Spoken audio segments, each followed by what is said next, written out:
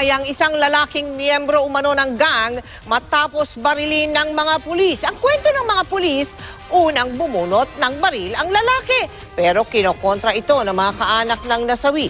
Nakatutok si Cesar Apolinario, exclusive. Walang laban-laban, inano nila. Wala pong kasalanan ng asawa ko, sir.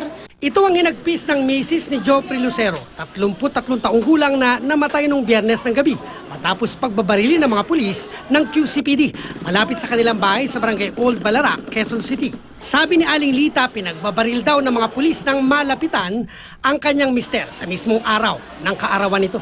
Pinakita sa GMA News ng isang kamag-anak ni Lucero ang CCTV sa lugar nang mangyari ang insidente.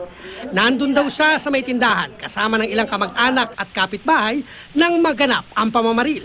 Nakavan ang unang grupo ng mga armadong lalaki na nagpakilalang mga pulis. Sumunod dito ang pagdating ng mga lalaking nakamotor na may mahahabang armas. Dumiretso ang mga ito sa kumpulan ni na Joffrey na nakikipag-inuman sa bahaging hindi hagip ng CCTV. Lahat ng tao rito, pinapapasok nila tapos tinututukan nila ng baril sa mukha.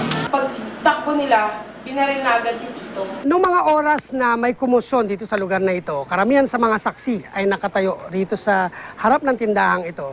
At ilang hakbang lang ang layo nila sa kung saan pinagbabaril umano si Lucero ng mga pulis. Dito sila nag-inuman nun at dito mismo yung nangyaring kumusyon. Hindi kita ang pamamaril pero kita sa CCTV ang reaksyon ng mga taong nasa tindahan nang makita ang unang pagbaril kay Joffrey. Paputok na sila, tapos Kanino pinatama yung kay baril? Joffrey. Diretso kay Oo, Joffrey. diretso sa kanya. Tapos sunod-sunod na yung putok noon. Pero nanlaban ba talaga si Joffrey? Wala naglaban, wala. Tsaka yung sinasabi nila may dala ng baril, wala ring may baril doon. Sa report ng pulis, rumispondi lang daw sila sa tawag na may namamaril sa lugar. Hinihinalang miyembro raw ng Bonnet Gang si Lucero. Pagdating daw ng mga pulis sa lugar, bumunot daw agad ng baril si Lucero kaya binaril siya agad ng mga pulis. Hindi malinaw sa police report kung nagpaputok si Lucero. Dead on arrival si Lucero nang dumating sa ospital.